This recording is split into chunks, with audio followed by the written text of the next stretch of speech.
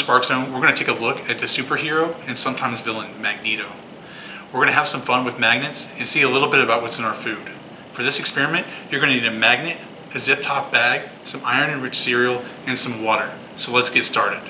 First, put about a cup of cereal into your baggie.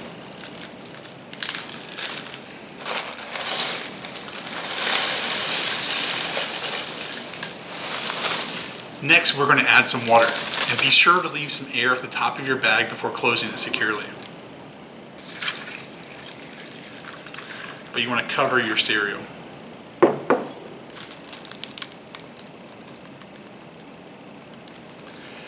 Now the hard part. We have to wait about 20 minutes.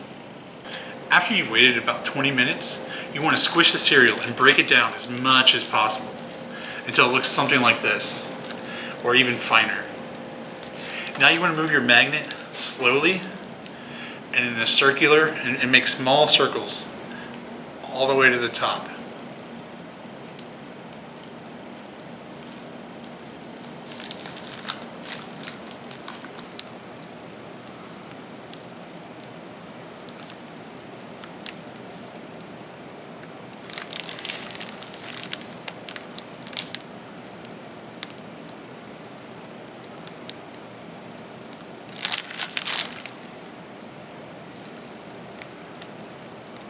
And with any luck, you should have some iron filings attached to your magnet.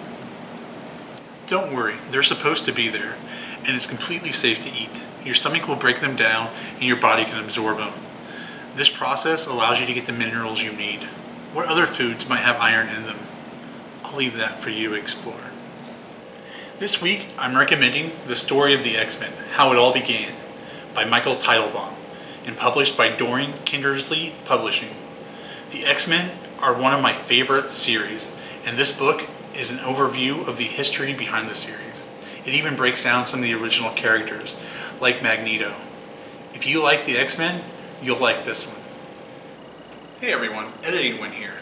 What we just watched did not work as well as I had expected. I'll be honest, I'm not sure why it didn't turn out that well. When I did the experiment in the past, it's worked, but today it didn't.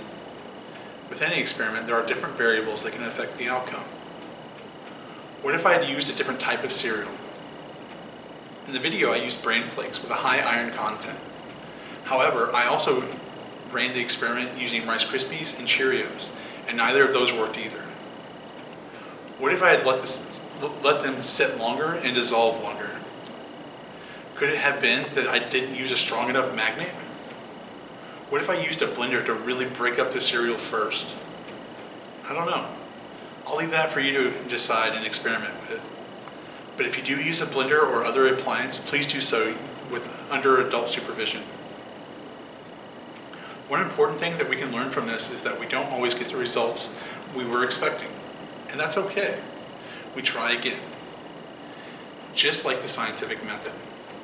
The scientific method, for those that may not have studied it yet, is a method of research where you identify a problem, you gather data, and then you formulate a hypothesis or an educated guess from that data that solves the problem.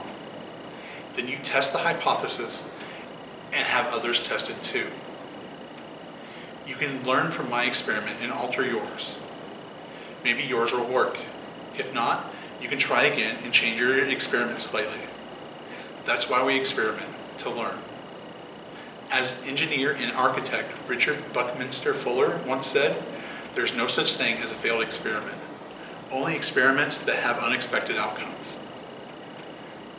If you do get your experiment to work, or even if you don't, post it on social media and use the hashtag MyFCPL so that way we can see it too and others can see what works or doesn't.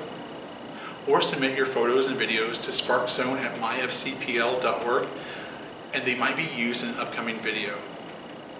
I'll be back next week with another video. Until then, keep on making and exploring, and I'll see you next time.